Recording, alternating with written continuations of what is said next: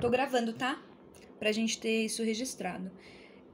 Pra gente, se vocês conseguem perceber, como é uma divisão diária de humanidades, a gente tentou trazer o mesmo raciocínio pra gente entender a formação do capitalismo e dos estados nacionais dentro das três áreas diferentes.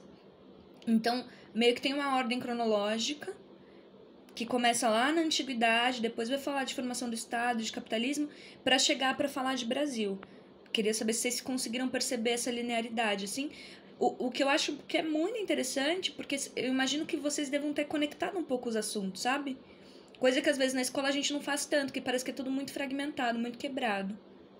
Não sei se vocês tiveram essa impressão. Eu percebi muito isso. Eu não gostava da área assim, de humanas, e aí essa semana eu me desconstruí totalmente. Até falei pra minha mãe, meu Deus, quem diria eu gostando de história? Aí, sério, eu gostei muito. Até me aprofundei mais. Tem um canal da Débora Ladin que ela fez uma playlist de Brasil, da história do Brasil. Aí teve uma parte da aula de geografia que era Brasil colônia, tinha as grandes navegações, capitanias hereditárias. Aí eu me aprofundei muito mais lá, que tava bem completinho lá, eu adorei, sério. Ah, eu conheço o canal dela, é bom mesmo, é um canal bem legal. Vou começar a usar ele como referência também. Bom você ter falado. Até ontem eu tava pensando, pô, eu não mandei uma mulher dando aula, tudo homem. Vou recomendar o canal dela também. Eu acho muito legal, assim, dar aula no cursinho, porque é um lugar onde eu consigo fazer essas conexões, assim, e vocês percebem nitidamente. Eu acho que faz muito mais sentido.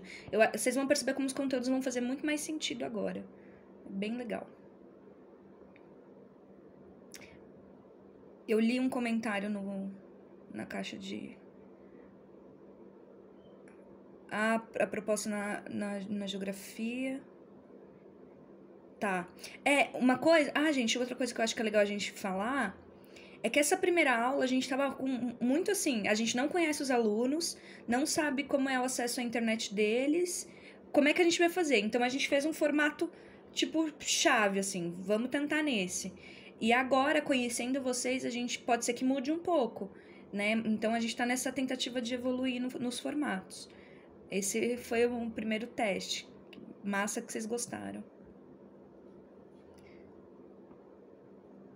Quem mais quer comentar, falar alguma coisa? O conteúdo então tá tranquilo, a gente explicou super bem, deixou tudo super claro. Sim. Sim, Giovana, obrigada, não me deixou falando sozinha. Valeu. A gente pensou em cada um falar um pouquinho da sua área. Não vai ser uma aula, né? Porque são vários temas, não daria tempo. Mas aí cada um vai falar um pouquinho. E aí é só para reforçar algumas ideias. É o Vitor que começa ou é o João? Eu acho que é o Vitor, né? Eu acho que é o Vitor. Posso começar.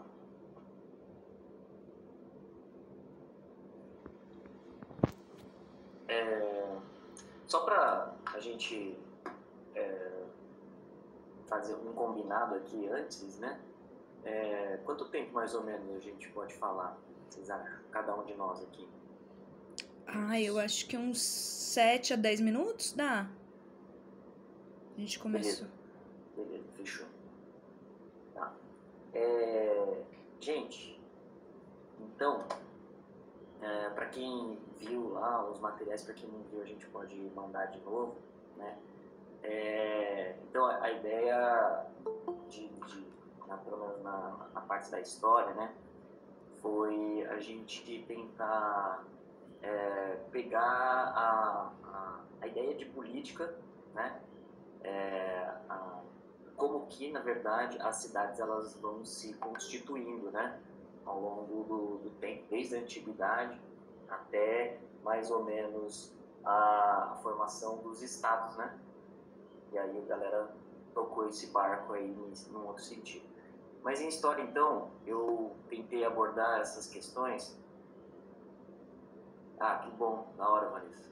Bom que deu para pegar. Então, na parte de história, qual foi a ideia proposta?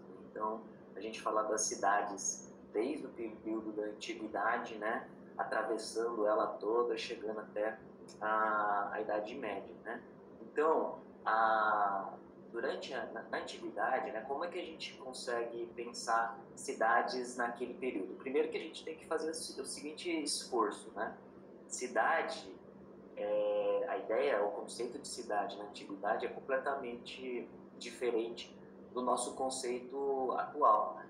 Então, para nós, cidade significa prédio, né? Viver num centro urbano, toda essa coisa que a gente vê de movimentação, né? Transporte, enfim, uma tecnologia bastante avançada, né? Enfim, todos esses pontos, né? E, então, na antiguidade, na verdade, a ideia de cidade ela não está relacionada necessariamente a esse tipo de sociabilidade que nós temos hoje, né? A ideia de cidade ela está muito mais ligada à forma como os habitantes daquele espaço específico eles cuidam daquele lugar. Então, a ideia de cidade está ligado à cidadania, né? E aí, nesse sentido, a gente pode, por exemplo, resgatar as polis, né, gregas, e aí a gente está falando de uma história europeia, né? A gente está falando de uma história eurocêntrica, né? Nesse sentido, né? Parte do ponto de vista aí dos gregos.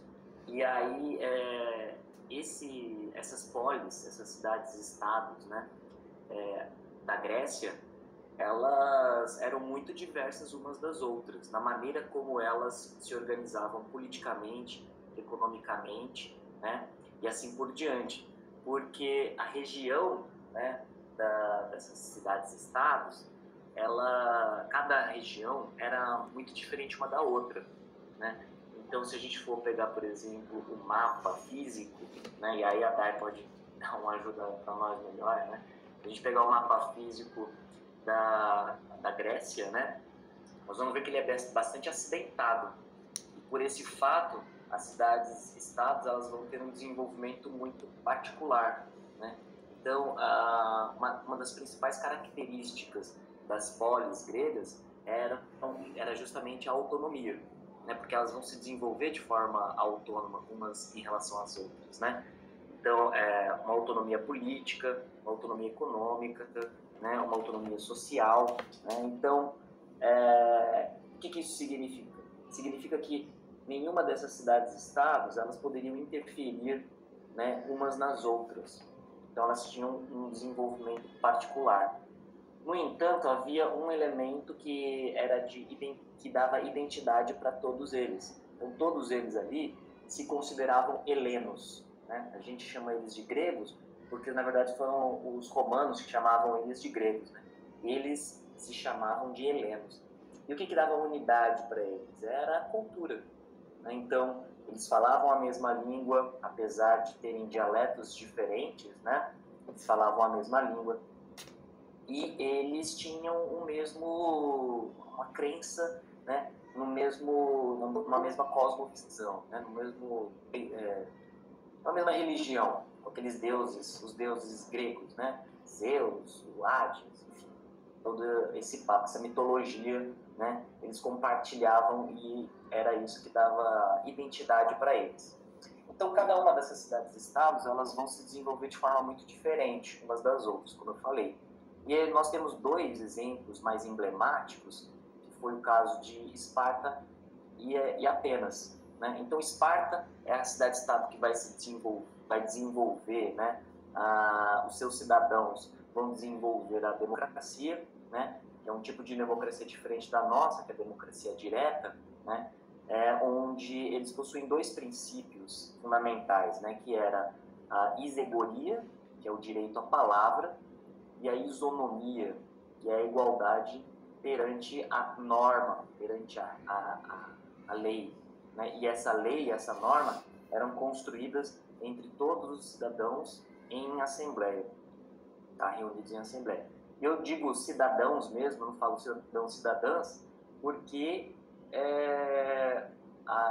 o conceito de cidadania ateniense era bem restrito, né? Então, para você ser cidadão ateniense, você tinha que ser homem, livre, maior de 18 e ter tido pai e mãe atenienses. Então, todas as mulheres, todos os estrangeiros e escravos não eram considerados cidadãos, né, e cidadãs atenienses, tá? Deixa eu só tirar o gato daqui.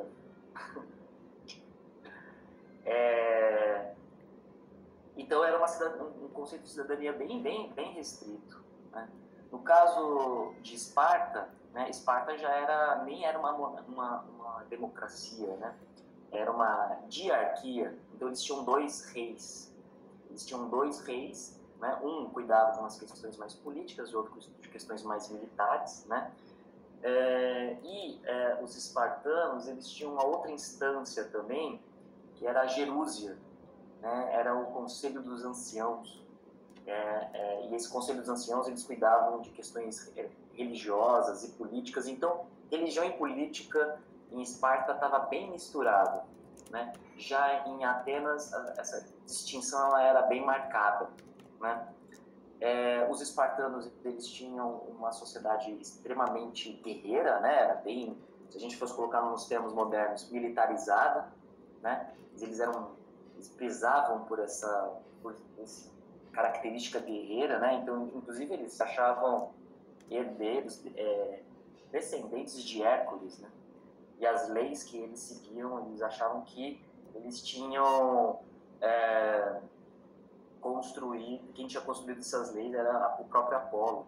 Enfim, então, nós vemos dois modelos de cidades, né, que vão marcar a nossa história, né, que é um modelo democrático, né, e um outro modelo mais autoritário, né? E, de certa forma, isso vai perdurar até os nossos dias, né? Se a gente fosse para pensar num tempo de longa duração, mas que também, obviamente, que ocorrem várias transformações, né? E mudanças ao longo do tempo, tá? Enfim, com o desenvolvimento, né, em Roma então vai modificar um pouco a dinâmica política e econômica do seu desenvolvimento, né? Nós vamos ver 3 fases de Roma, com monarquia, república e império, né? E as cidades romanas, elas vão ganhar uma característica onde aqueles que moravam nas cidades romanas, eles falavam a mesma língua, o latim, né? Eles tinham algumas instituições importantes, né, que todas as cidades tinham, por exemplo, o Fórum, que era o lugar onde existia o poder judiciário, né, onde se exercia o poder judiciário, então as leis romanas, o direito romano, vai ser uma coisa muito importante para os romanos. E todos os povos que não falavam latim e não seguiam essas leis eram considerados povos bárbaros, né? Então, a Roma vai ter uma divisão, né? Vai instituir uma divisão entre civilizados e bárbaros, que é uma divisão que nós fazemos até hoje, né?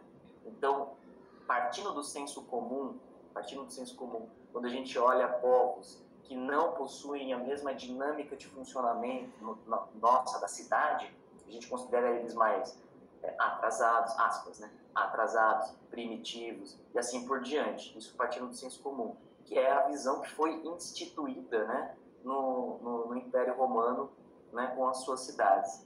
Com a invasão, então, dos povos, aspas, bárbaros, que na verdade eram povos germânicos, né? Lá no texto eu desenvolvo essa ideia um pouco melhor, né, que a gente disponibilizou para vocês, né? Com a invasão, então, dos povos germânicos, as cidades elas vão se esvaziar. Então vai ocorrer um processo de ruralização, né? Nesse processo de ruralização, a cidade se esvaziando, né? O que vai se fortalecer vão ser os feudos, né? E é justamente a partir daí, né, que a gente dá início a um novo período da história, que é a Idade Média, e com o desenvolvimento disso, né, a criação do feudalismo, tá bom? Se vocês tiverem alguma dúvida, é só falar, tal, perguntar. E aí daqui eu passo a bola aí para o João e para a Dai também, da continuidade. Certo? Alguém tem alguma dúvida? Queria fazer alguma colocação? Alguma coisa que ficou pendente? Se estiver tranquilo, então, já passo a bola.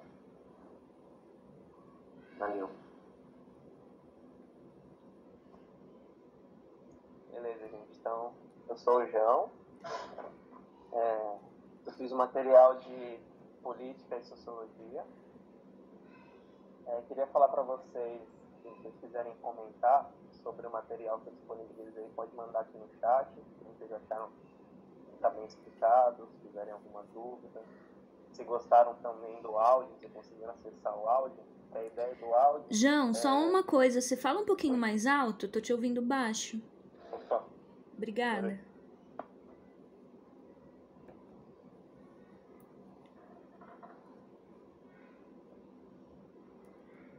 Tá melhor agora? Tá mais alto. Estão conseguindo me ouvir melhor? Sim, tá mais alto. Beleza. Então, se vocês quiserem também comentar sobre o áudio, porque a ideia do áudio é que seja uma espécie de roteiro para vocês conseguirem se localizar no material escrito, né? E depois conseguir acessar as referências que estão no final do conteúdo, que é as referências de vídeo, das videoaulas, tá? Eu vou tentar fazer uma fala geral também, tá? Eu trabalhei melhor isso no material escrito e talvez trazer os pontos mais importantes desse conteúdo aí de sociologia, política. Antes de iniciar, eu acho que é interessante falar um pouco sobre essa abordagem, né, da política e da sociologia, né? Quando eu falo nessa abordagem da política, eu estou querendo trazer contribuições para a gente pensar sobre a ciência política. Isso, obviamente, tem a ver com a política, né, com a política em si, com a política quando a gente entende no dia a dia. Só que dentro do cursinho, todas as disciplinas, vocês vão pensar questões políticas, né? Então, o ponto que eu estou tentando trazer aqui é uma abordagem da ciência política, né? Então, pensar esse aspecto das instituições, das concepções políticas, tá? Enquanto uma disciplina. Da sociologia, resumidamente, eu trouxe uma reflexão para tentar entender o funcionamento e a organização da sociedade no nível mais amplo. Então aí a gente vai pensar um pouco as relações, os processos, os fenômenos, tá? E nesse sentido, eu acho que é importante fazer uma diferenciação logo de início, que é a diferença entre Estado e governo. Quando a gente fala em Estado, essa noção de Estado, eu usei no material uma metáfora para diferenciar de governo. Porque qual que é a ideia, né? Vamos pensar assim, então. O Estado seria um imóvel fixo, que está lá, que tem coisas dentro, né, que incluindo pessoas, ou seja, ele é permanente, entre aspas, ele está lá de forma fixa, independente de quem ocupa aquele imóvel, né? Quem ocupa pode mudar, pode ser transitório. Então, pensem dessa forma: o Estado seria aquilo que é permanente, está fixo, e o governo seria aquilo que é transitório, aquilo que pode ser mudado, né? A gente vai ver mais para frente também que essa questão do Estado também pode ser mudado, mas a princípio eu quero só trazer essa metáfora de forma pedagógica para a gente entender essa diferenciação, tá? Bem, então, agora entrando mais no conteúdo mesmo, eu vou tentar fazer uma diferenciação de dois planos para entender a origem do Estado capitalista moderno, que é um plano econômico e um plano político. Então, vamos tentar pensar assim, um pouco caracterizar esse momento. Eu estou falando aqui do século XV e XVI, e aí a gente tem que pensar que esse momento era um momento muito conturbado, onde existia uma grande fome, se vivia uma epidemia da peste bubônica, havia muitas revoltas camponesas, tinham guerras como as cruzadas. Então era um contexto de muita instabilidade, né? E aí eu vou tentar então pensar 4 pontos aqui importantes que marcam essa transição da Idade Média para a Idade Moderna, tá?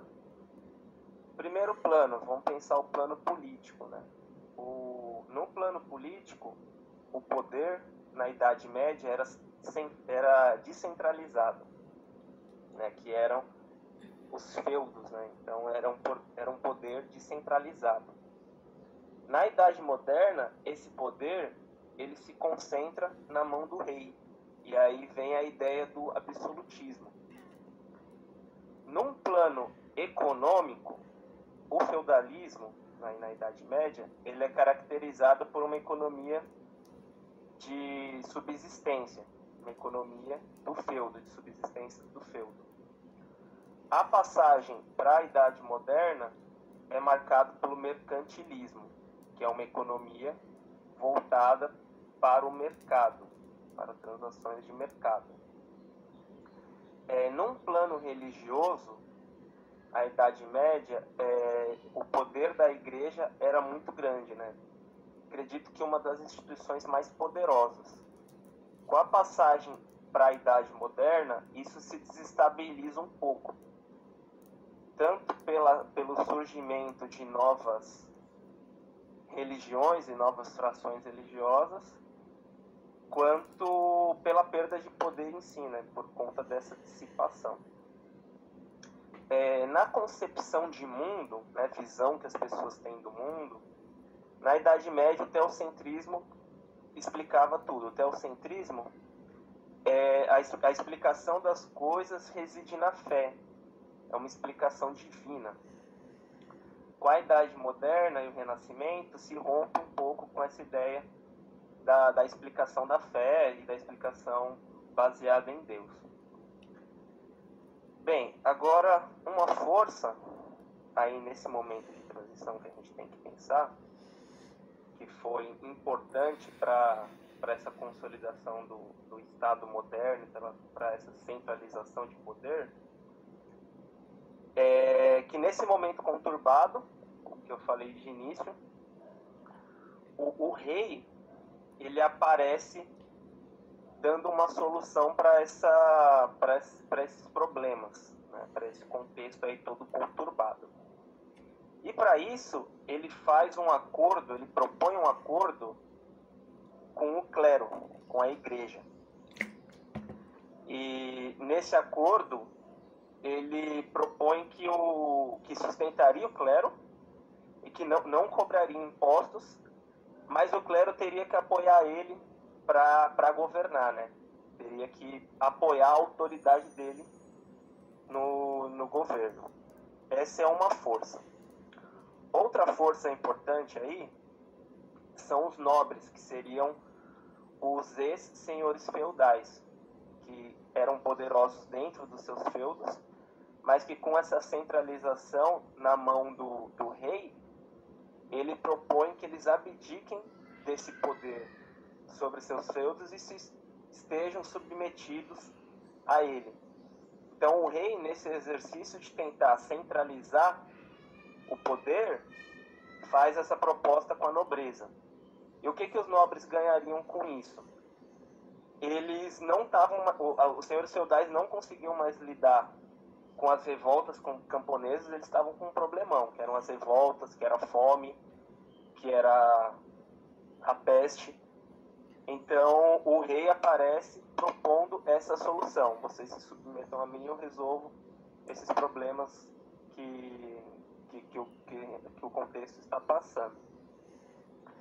Agora, uma outra força, que eu acho que essa aqui talvez a mais importante para vocês guardarem aí, é a aliança do rei com a burguesia, que eram os comerciantes no período feudal, que começam a se fortalecer enquanto classe.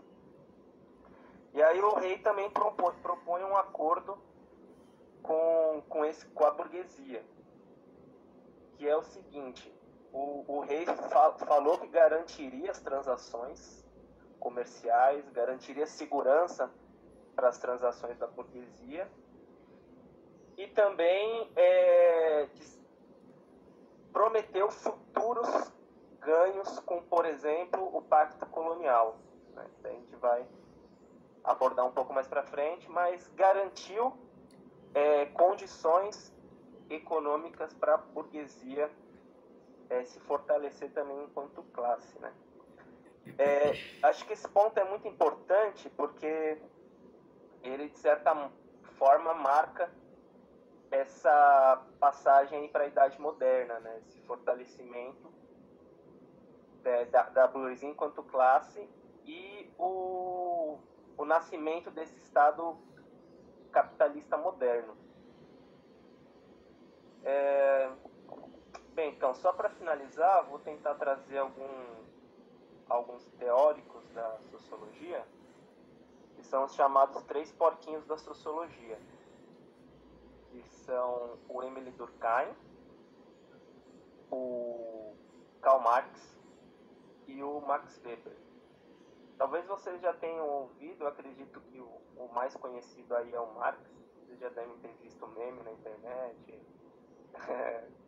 Bem, enfim, já devem ter se deparado aí com alguma coisa dele. E eles têm concepções diferentes sobre o Estado, né? Sobre essa noção de Estado, sobre a origem do Estado. Eu vou tentar só esboçar um pouco aqui para vocês terem também ideia do que significa Estado para eles, tá?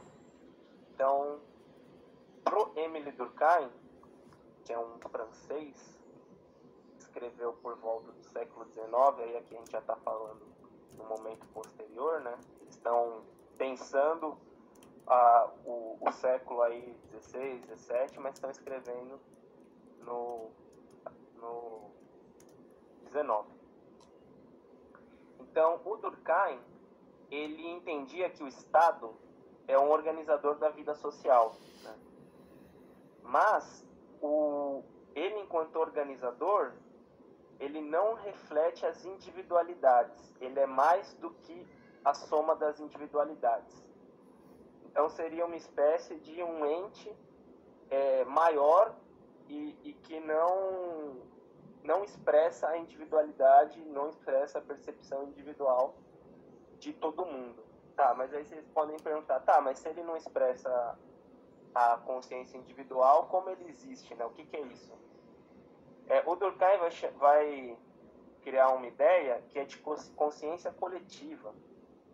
Essa consciência coletiva, ela é maior que a consciência individual e é ela que rege, de certa forma, algo comum na sociedade, né? Então, o que faz com que exista uma coesão na sociedade é justamente essa consciência coletiva, né?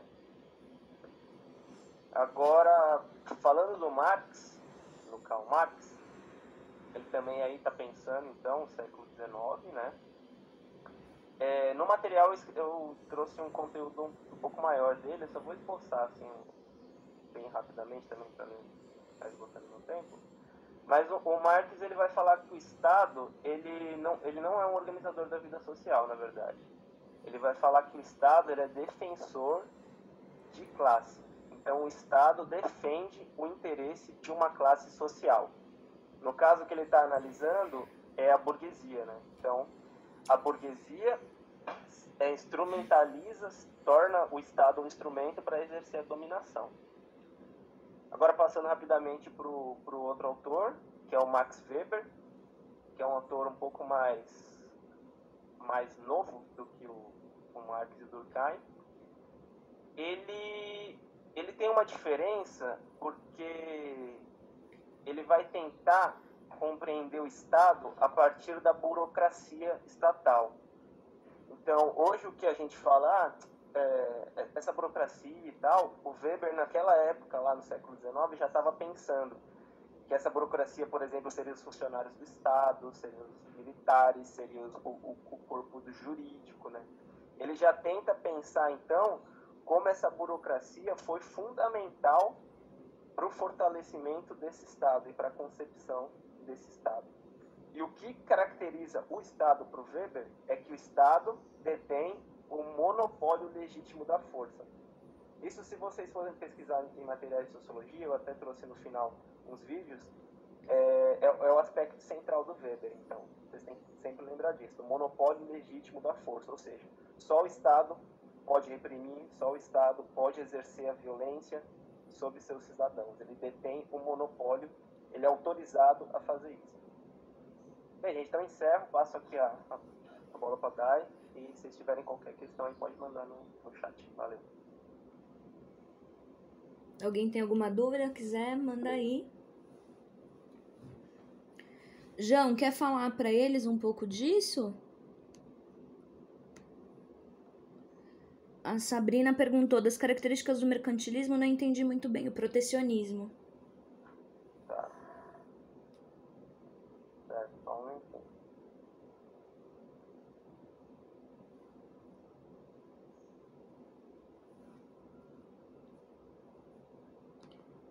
Tá. A ideia do protecionismo aqui é, bem resumidamente, até se o Vitor quiser me ajudar, é uma ideia no plano econômico que busca favorecer as atividades econômicas internas, né?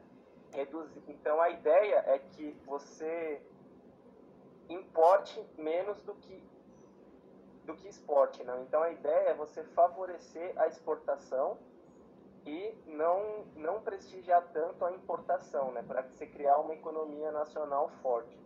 Resumidamente, seria essa ideia do protecionismo. Posso acrescentar? Opa, à vontade. Lembra que o João colocou lá que economia e política, elas são dois elementos que caminham juntos sempre. Assim. Não dá para separar, não dá para a gente falar de política sem falar de economia e sem falar de economia sem falar de política. Né? Então, as duas coisas estão juntas. E aí, no mercantilismo, qual que é a política do mercantilismo? É o absolutismo. Então, o rei, né, ele quem manipula, quem ele controla a economia, né? Então, o que é o protecionismo? É uma intervenção na economia pelo rei, tá? Sempre lembrando assim, quando a gente fala, tá interferindo na economia, não é como a gente pensa hoje. A gente tem que contextualizar aquele período, né? Então, é uma intervenção do Estado na economia representado pela figura real, porque Estado e rei é a mesma coisa, né? E aí o que acontece? Esse rei, ele vai criar algumas leis que vai proteger o mercado, como o João falou, proteger o mercado interno do mercado externo, das variações do mercado externo. Por exemplo, no mercantilismo, se a gente pegar, por exemplo, a coisa da colonização, né? Colonização. Então tem lá metrópole e colônia, certo? A gente tem metrópole e colônia. E essa relação entre metrópole e colônia é uma relação, né, de subordinação. Então a colônia ou as colônias, elas estão subordinadas à metrópole. Então elas são controladas pela metrópole. E o rei, ele vai criar algumas leis que vai proteger o mercado interno da metrópole em relação aos outros mercados de outras metrópoles. E aí o que ele vai fazer então? Então, por exemplo, que é uma medida protecionista. As colônias, elas eram proibidas, né? Todas as colônias, elas eram proibidas de terem oficinas. Então existia uma lei real que proibia as colônias de terem oficinas. Oficinas, o que é oficina? É uma espécie de uma proto-indústria. Então essas colônias, elas comercializavam só com a metrópole. Inclusive tinha uma lei. Elas só poderiam comercializar com a metrópole, né? Então, as colônias, por exemplo, elas não poderiam comercializar com outra metrópole. Por exemplo, Portugal e Brasil, né? O Brasil só podia comercializar com Portugal ou com outras colônias de Portugal. Então, quando a gente, por exemplo, olha para o desenvolvimento da colonização brasileira, a gente pergunta: pô, mas por que o Brasil não comercializava com os países aqui, os países aqui do lado, né? A Argentina, enfim, todos esses países. Por quê? Porque a gente não podia, né? A gente, aspas, né? Porque a burguesia mercantil brasileira da época da colonização não podia comercializar com a burguesia mercantil da Argentina e de outros lugares da América Latina. E por que não podia? Porque existia uma proibição. A gente só podia comercializar, essa burguesia mercantil só podia comercializar com Portugal, e aí Portugal comercializaria com a Espanha, aí a Espanha transmitiria essa comercialização para as outras colônias. Então tá no percurso, é um bagulho gigante. E por que tinha esse percurso?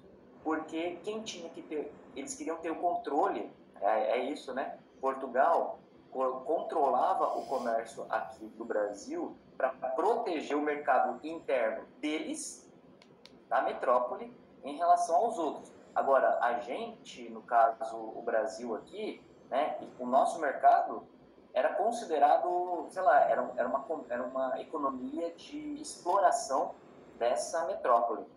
Eu não sei se eu complexifiquei mais, se eu deixei mais confuso, mas é mais ou menos isso aí. Se vocês me entenderam, fala aí. Acho que ajudou. Ajudou a gente. Galera, eu não sei, né, se tá ficando claro, mas quando a gente conversou sobre os conteúdos, a gente trouxe alguns conceitos que a gente achou que era básico vocês saberem. Então, o conceito de cidade, conceito de Estado-nação, conceito de capitalismo. E a gente falou de uso da terra, que é isso que eu vou trabalhar um pouco em geografia. Sempre se discute que território é poder dentro da geografia. E aí a gente vê toda a história humana, ela se consagrando a partir do território que ocupa. Então, você vai entender porque grandes impérios foram possíveis, ou grandes civilizações têm uma ligação muito forte com o território. Eu começo a falar para vocês na aula de geografia sobre o período de expansão marítima europeia. Infelizmente, a gente tem que estudar do ponto de vista europeu, porque é a partir disso que a gente tem informação para falar de história do Brasil e de geografia do Brasil, né? Tá muito ligado por conta da colonização. Vocês viram lá na aula que Espanha e Portugal eram potências do ponto de vista de conhecimento de navegação naquele período, devido à característica também do local, né? Ser ali a Península Ibérica tem um litoral vasto, então muitas possibilidades de fazer comércio com as regiões vizinhas. Isso tudo possibilita um avanço nos conhecimentos. Nos textos que eu trouxe para vocês, traz aquela discussão de será que Portugal chegou aqui por acaso? Será que não? E tal. Quando você vê o que eles foram criando de estratégia para ter domínio sobre esse território que estava aqui a oeste, você percebe que provavelmente eles já tinham conhecimento desse território. Você tem aí alguns indicativos de que já tinham tido chegadas de europeus aqui no litoral, só que só em 1500, com Pedro Álvares Cabral, a gente tem de fato oficializado o descobrimento, que eu faço questão de chamar de invasão, né, pensando que já tinham pessoas aqui. desse território que depois vai se chamar Brasil. E aí eu vou começando a organizar com vocês como se deu esse processo de ocupação, que é a forma estratégica de colonização de Portugal. Eles chegam aqui no litoral, ali na região de Porto Seguro, e aí se deparam com litoral e floresta. Nesse primeiro momento, então, eles não dão muita sorte, né? Diferente da Espanha, que começa a adentrar o território, começa a encontrar muitos metais preciosos, Portugal, nos primeiros 500 anos de colonização, só lida com a floresta, pau-brasil, e, né, daí vem o nome do país. Só que Portugal começa a perceber que essa não está sendo uma forma inteligente de manter a colonização, porque eles não têm domínio do vasto território que eles têm. Só dar um parênteses, né? Eu coloquei a questão do território, de Portugal provavelmente saber que tinha mais coisa, e aí é bom vocês lembrarem da Bula Intercortera, que era um acordo que existia para dividir o mundo entre terras espanholas e terras portuguesas. Portugal não concorda, então muda. Aí a gente tem o Tratado de Tordesilhas em 1494. Esse tratado avança um pouco a linha de território de cada reino, né, na época. Então Portugal ganha um pouquinho mais de espaço, começa a sua colonização. E aí, primeiro que o Tratado de Tordesilhas ele é desrespeitado na prática, né? Portugal não se contenta só com aquela porção de território, então ele vai adentrando. Depois, mais pra frente, a gente tem o Tratado de Madrid, eu acho que é 1750, que muda de fato as linhas, né? Vai colocar como o território é de quem o ocupa de fato. Então isso vai ser uma grande mudança. Mas aí colocando Portugal, como é que ele vai ocupando esse território? A princípio, ali com as capitanias hereditárias, ele vai separando as capitanias para diferentes donatários. Esses donatários eles ficam responsáveis por administrar aquele local e fazer ocupação e fazer gerar uma economia. A maior parte não dá certo. A maior parte das leituras que vocês vão fazer vai falar não deu certo porque não tinha uma administração centralizada. Mas acredito que muito mais não dá certo porque eles não têm recurso, não têm conhecimento do território. E aí eles acabam não conseguindo fazer isso prosperar. Quem consegue fazer prosperar é dentro do ciclo da cana-de-açúcar, o ciclo econômico da cana-de-açúcar. E aí, né, século XVI, século XVII, a gente tem o auge do ciclo da cana-de-açúcar. Cana-de-açúcar é um dos produtos mais caros no mundo. O Brasil está produzindo muito. Aí, lembrando, o Brasil produz, e aí é Portugal que vai comercializar isso. Existe um protecionismo dos nossos produtos. E até o século XVII a gente tem isso. A gente tem uma queda nesse ciclo econômico, porque em outros lugares se começa a produzir de forma mais rápida, mais eficiente. E, ao mesmo tempo, a gente tem aí um período de começar a adentrar o território mais para o interior, e aí a gente começa a encontrar metais preciosos ali na região, principalmente na região central do Brasil, Minas Gerais, um pouco de Mato Grosso, Goiás, você começa a achar várias regiões com metais preciosos. Durante o século XVIII, a gente tem esse ciclo do ouro, que é muito importante para a economia, principalmente para Portugal, né? A gente enriquece Portugal grandemente nesse período. Só que a gente esgota rapidamente a maior parte das nossas minas. Esse comércio ele é muito voraz, muito intensificado. Gente, eu não vi que horas que eu comecei. Alguém me fala a hora que eu tiver que parar? Valeu. Esse ciclo econômico, ele está se dando ao mesmo tempo que está acontecendo uma certa ocupação no norte do país, e aí a gente tem as drogas do sertão. Que são as drogas do sertão? Você está ali extraindo guaraná, temperos, e ao mesmo tempo você começa a extrair látex das seringueiras, já começa no século XVIII.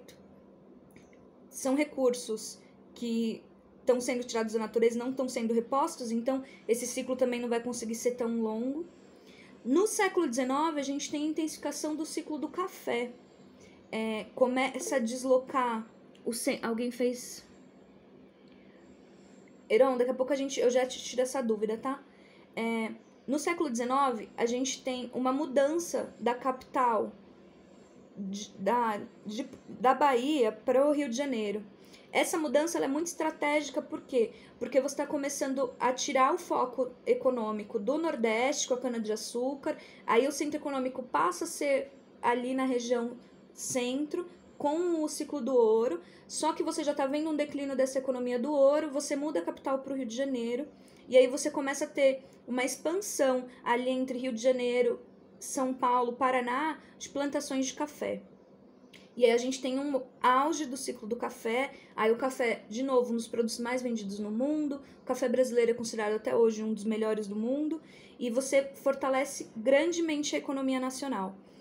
Para quando chegar no século XX, é a partir desse enriquecimento desses grandes fazendeiros, são burgueses fazendeiros, eles têm um enriquecimento que consegue propiciar o processo de industrialização no século XX.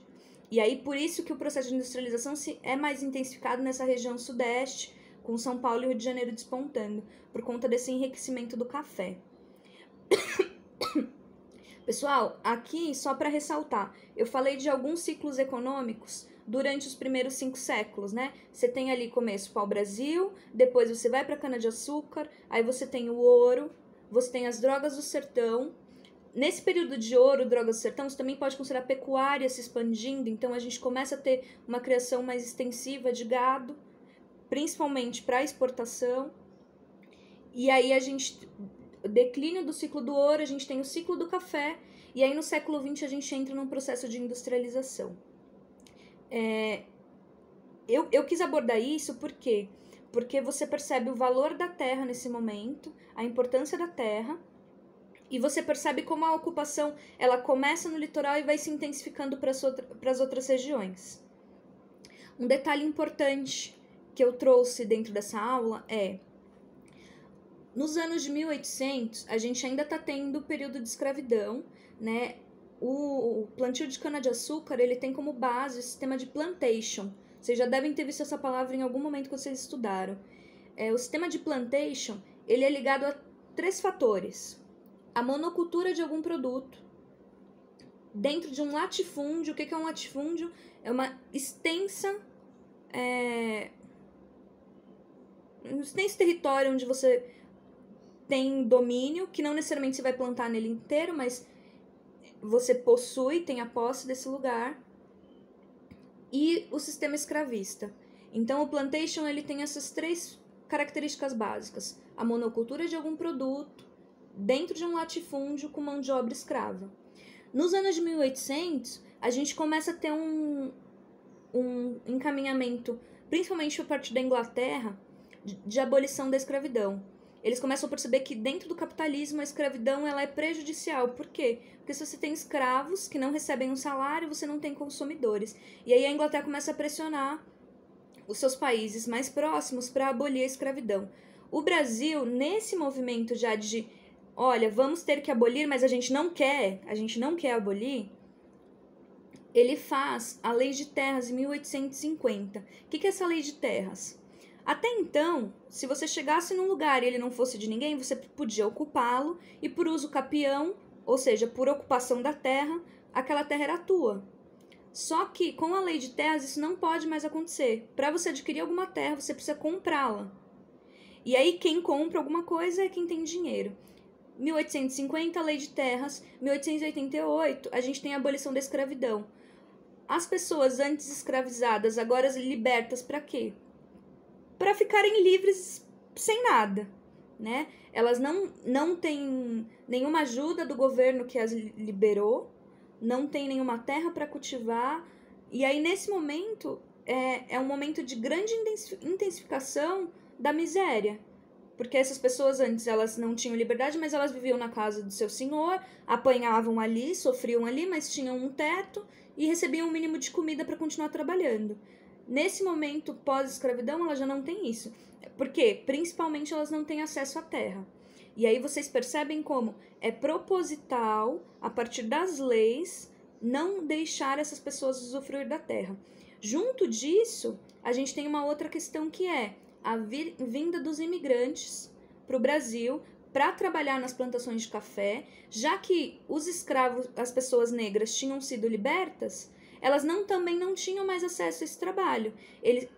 A maior parte dos colonos preferia dar emprego para os imigrantes europeus do que para os negros recém-libertos. E aí você tem toda uma estrutura criada para miséria. Por que que hoje a gente tem muitos descendentes de italianos que chegaram aqui miseráveis e hoje conseguiram construir um patrimônio considerável? Porque essas pessoas tinham a possibilidade de trabalhar, de ter um salário e de comprar terra, de comprar casa, de comprar suas coisas. Elas tinham essa possibilidade. Eu queria muito que vocês percebessem como vai se estruturando essas pessoas no território. E aí, o Brasil ele tem todo esse processo de concentração de terra. O Brasil, né, a partir das capitanias hereditárias, foi construído em latifúndios. E aí a gente chega no século XX, com a formação das cidades, com o processo de industrialização acontecendo, com uma concentração de terras gigantesco. E aí eu trouxe um pouco para vocês a ideia de reforma agrária. Para quem lê o conteúdo, sabe que a reforma agrária é um debate que existe no mundo inteiro. Os iluministas lá na França estavam falando disso como uma coisa importantíssima para uma mudança social, para uma maior igualdade social. Essa discussão chega no Brasil com força ali na década de 60, com as ligas camponesas, que eram organizações que diziam, olha, a gente precisa fazer isso. As ligas camponesas vão acontecendo, vão fazendo esse debate acontecer, e o governo acaba tomando para si isso. A gente tem esse direito à reforma agrária na Constituição. Então, a Constituição brasileira diz que se uma terra não está sendo usada, não tem um uso social acontecendo, ela tem que ser redistribuída. Isso por quê? Porque a gente tem poucas pessoas com grandes propriedades que não são utilizadas. Quando o governo toma para si, ele começa a fazer ali uma reforma agrária básica, então ele começa a distribuir um pouco de terra, mas é muito incipiente, é muito fraco esse movimento. Aí, nas aulas que eu passei para vocês, fala um pouco da criação do MST. O MST surge em 1984, com a urgência de que, se o governo não está fazendo, e é lei, a gente precisa pressionar para que isso aconteça. Então, é um movimento que começa a se organizar para pressionar o governo para fazer a reforma agrária. E aí, o que seria uma reforma agrária ideal? Existe um latifúndio, o governo vai lá, percebe que esse latifúndio é improdutivo, ele paga uma quantia para o dono desse latifúndio, e aí ele pega essa terra e distribui para camponeses que vão trabalhar ali. E num ponto de vista ideal, o governo também daria subsídio para esses camponeses conseguirem plantar. Porque vocês devem saber que plantar é uma coisa muito complexa, né? Você precisa das sementes, você precisa de técnicas, você precisa de material. Então, se você não tiver tudo isso, você acaba tendo uma terra que vai permanecer... Os meus 3 minutos foram embora já? Sim? Eu só vou fechar uma coisa. E aí eu falo de reforma agrária por quê? Porque existe tentativa de diminuir essa concentração de terra, porque diminuir concentração de terra diminui poder. O último assunto que eu trouxe para vocês é sobre a água. Queria mostrar para vocês como, por muito tempo, o recurso mais disputado, o recurso mais importante aí, foi a terra. E agora a gente chega no século XXI com um outro recurso sendo em disputa, que é a água. Eles conseguiram privatizar a terra e eles querem privatizar a água para que a gente pague por essas coisas, elas não fiquem tão acessíveis e alguém lucre muito com isso. Trouxe para vocês alguns conflitos que já acontecem no mundo, e o Brasil, sendo uma das principais referências de recurso hídrico disponível, a gente está aí no alvo do conflito. Era isso, gente. Tentei resumir. Desculpa aí se eu ultrapassei o tempo. Meninos, o Heron fez uma pergunta. Eu fiz um esquema aqui para ficar, acho que mais visível, assim, a coisa que a gente estava tentando falar sobre absolutismo e o protecionismo. Né? Vou tentar mostrar aqui, como a gente não tem lousa, né? Mas vou tentar mostrar. É do tipo isso aqui, ó. Né? Ó. Então, vou ver como se rola. Então, ó, esse aqui, o que a gente está falando, o que o João estava falando era da modernidade, que vai do século XV ao século XVIII. Na modernidade, a gente tem o que foi conhecido depois, né, os historiadores chamaram, depois, os iluministas, né, que a Dai estava falando, chamaram esse período da modernidade de Antigo Regime. O Antigo Regime. E aí, no Antigo Regime, a política era o absolutismo. E o absolutismo era a centralização do poder nas mãos do rei. Né? E aí, na economia, a gente tinha o mercantilismo. E o mercantilismo tem várias características do mercantilismo. Tem o protecionismo, tem a balança comercial... A balança comercial favorável. Que mais que tem aqui? Tinha o metalismo, o monopólio, o corso. Então, todos esses pontos, né, são características do mercantilismo. E o protecionismo é um deles. Né? E o protecionismo e aí a gente vai para a coisa do pacto colonial, né? A metrópole, ela vai tentar, né, proteger o mercado dela em relação às outras metrópoles. E para proteger o mercado dela, ela vai, né, explorar a colônia, porque as colônias da metrópole, elas estão numa relação de subordinação. Então elas exploram as colônias, né, e para proteger o mercado dela em relação às outras economias de outras metrópoles. Ficou mais compreensível assim? Eu tô pensando aqui, Vitor, não sei se ajuda talvez falar desse jeito, mas pensar no Trump. Ele é um político absolutista que toma medidas protecionistas. Ele não é um rei, mas ele se acha. Então ele tem toda essa ideia de que ele comanda tudo, manda em tudo. E aí como é que ele fortalece a economia nacional? Com medidas protecionistas. O absolutismo é o sistema político e o protecionismo é uma estratégia para se fortalecer. Que a gente sabe que no mundo globalizado talvez não seja tão boa. Sei. É isso. Mais alguma dúvida, gente?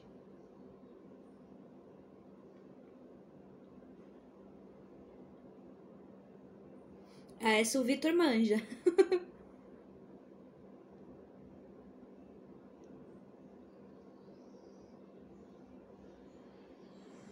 Quer falar também aí, João? Se você quiser falar, pode ficar à vontade, cara. Eu tô falando um monte aqui. Nossa, o João até desconectou. Achei que ele falou, mano, vou sumir. Não, pode falar, isso aí eu posso ser. No iluminismo, bom, a pergunta foi só com o iluminismo que começam a ver a Terra como um bem comum? No iluminismo, o iluminismo é assim, a gente pode pensar o seguinte, que a filosofia iluminista, ela é uma filosofia que vai fazer a crítica do antigo regime. Então, o iluminismo, a filosofia iluminista, ela critica o absolutismo e o mercantilismo. Tá? E aí o que acontece?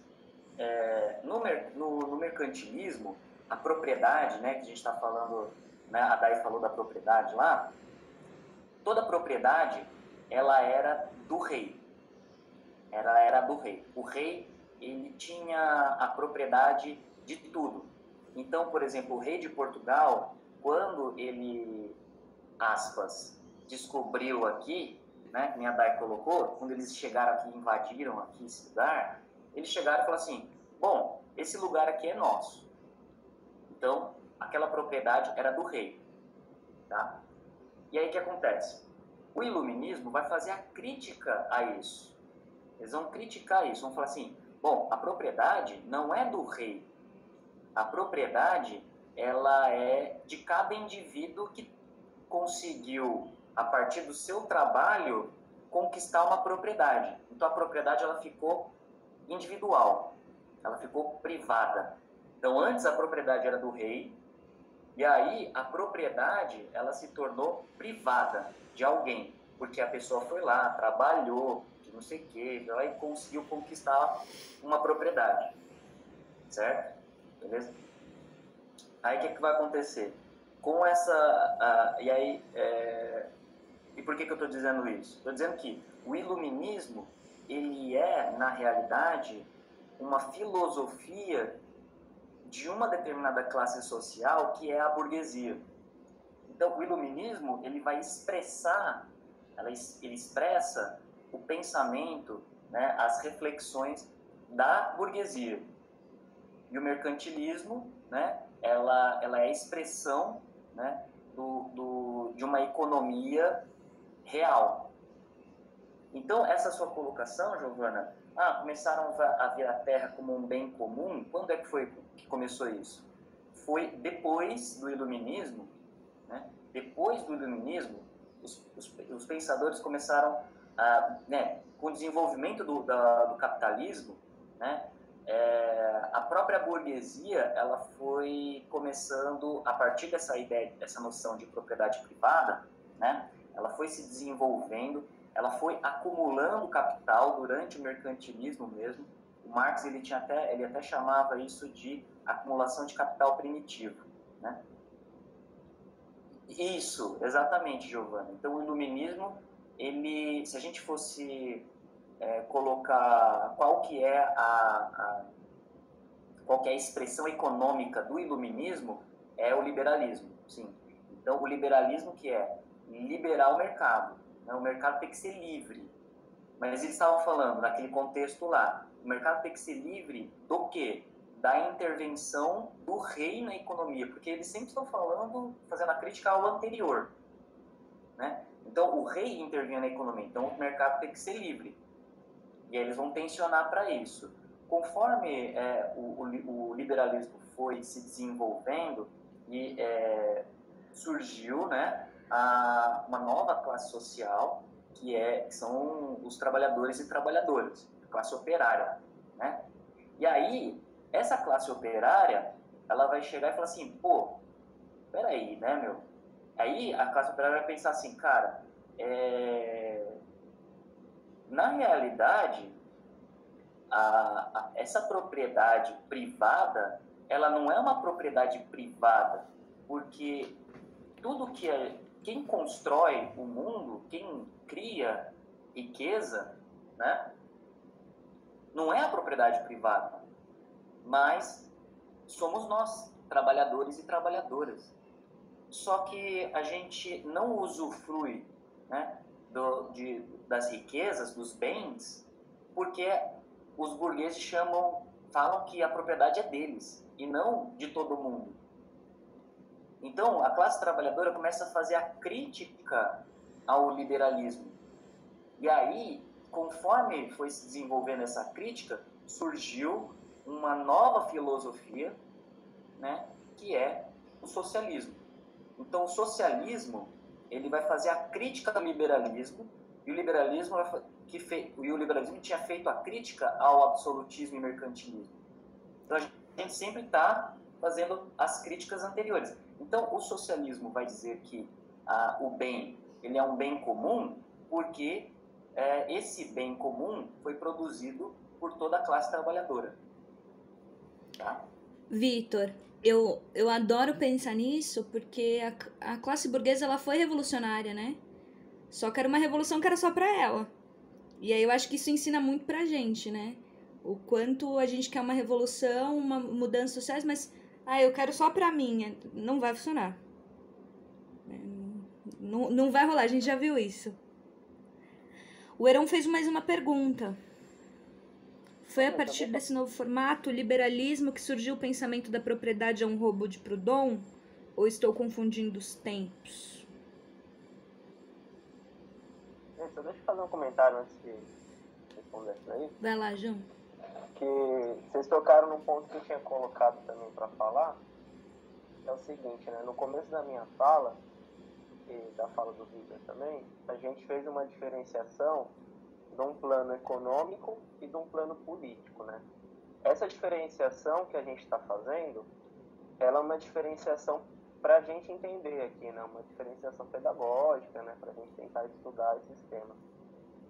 O que significa que, na prática, né, quando a gente olha para esses períodos históricos, olha para as classes sociais, para as forças daquele momento, essa diferenciação, na verdade, ela não existe. Na prática, as coisas estão todas juntas, né?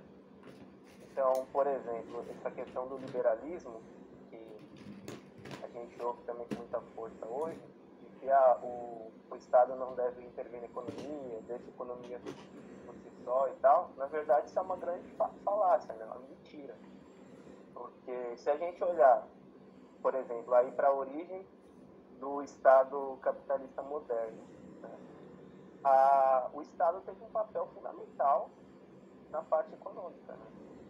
Sem a presença do Estado por meio de condições econômicas, de leis, de uma série de incentivos, o mercado não seria o que ele é, né? A burguesia não seria o que ela é hoje. Até se a gente for olhar agora recentemente aí na pandemia, muitos economistas aí falam, não, a solução é deixa o mercado livre, a gente não quer Estado. Só que a gente olha, é totalmente o contrário. Até mesmo esse governo que defende o liberalismo, né, ou mais recentemente o neoliberalismo, agora na pandemia o Estado salvaguardou os bancos, né, no meio de uma crise sanitária, que a população passando fome, sem o auxílio, com uma proposta de auxílio super reduzida, o Estado vai lá e oferece não sei quantos milhões para salvar os bancos, né? Então, esse argumento do liberalismo, na verdade, é uma grande falácia, porque não existe o capitalismo sem Estado, né? O capitalismo precisa desse suporte do Estado. Gente, só pra gente não estourar muito tempo, se alguém tiver mais alguma dúvida, já manda no chat, porque aí a gente já responde, tentar responder rapidinho, porque a gente precisa acertar algumas coisas do cursinho. Beleza? Vocês querem falar da pergunta do Heron? Heron, a sua pergunta, não, você está certo, sim. Não está confundindo, não. Então, o Proudhon, né, ele vai fazer a crítica, né, ao liberalismo, mesmo assim, né, nesse sentido aí. Então, ele está falando que, na verdade, todos os bens, tudo que é produzido a partir da classe trabalhadora, e quando a burguesia fala, não, isso aqui é meu, na realidade ela está roubando um bem que é um bem comum de todas as pessoas. E como o João colocou, né, quem garante, né, é isso, né, quem garante o direito à propriedade privada é o Estado. Né? Sem o Estado, não teria propriedade privada, porque ele não garantiria essa propriedade privada. Então, o Estado garante a propriedade privada, a existência da propriedade privada, e é por isso que ela existe.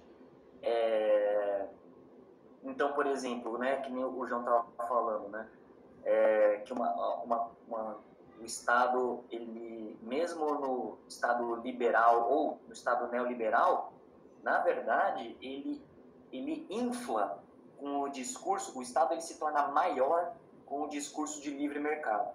Pode ser contraintuitivo isso que eu estou dizendo, né? Pode ser uma contradição, mas é realmente isso que acontece. Porque, por exemplo, quando eles falam o mercado tem que ser livre, sem o Estado regular a economia.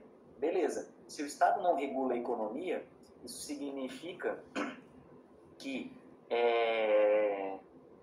as relações econômicas, como, por exemplo, de trabalho, elas são realizadas entre o indivíduo trabalhador e o indivíduo patrão. Então, essas relações contratuais, elas são feitas de forma direta. E aí, como o patrão, óbvio, ele tem muito mais força que a gente, né? Força social, enquanto indivíduo trabalhador. Agora, se os trabalhadores e trabalhadoras estão organizados, eles conseguem fazer minimamente frente aos patrões, né? E aí o que acontece? Dessa organização de trabalhadores e os patrões, vai rolar uma treta que a gente chama de luta de classes ou guerra de classes, né? E aí, se o Estado não intervém na economia, é a luta de classes que estabelece a relação entre essas duas coisas. Só que o que acontece? Como o Estado garante a propriedade privada, o Estado vai ficar do lado de quem? Os patrões. E aí, quem que ele vai jogar para cima da classe trabalhadora? A polícia, o exército. Então, o Estado neoliberal é um Estado que é muito mais presente para a classe trabalhadora no sentido repressivo, no sentido da repressão, né? Então, a classe trabalhadora, ela tem, com o Estado neoliberal e o Estado liberal, na verdade, o que existe é um Estado cada vez maior no sentido da repressão à organização das classes populares. Eu queria só ressaltar que eu acho que, não sei, para mim me veio assim que talvez o Heron estivesse fazendo essa pergunta e aí me veio os ANCAPs na cabeça. O Proudhon, ele tá fazendo uma crítica ao liberalismo porque ele é anarquista. E aí a gente pode pensar, né? O anarquismo e o liberalismo, eles vão fazer críticas ao Estado, mas são vieses muito diferentes as críticas, né? E aí é bom fazer essa diferença. Eu brinco quando eu converso com alguém que fala pra mim, é ANCAP. Se você é ANCAP, na verdade, você é neoliberal. Você não tá inventando nada novo, né?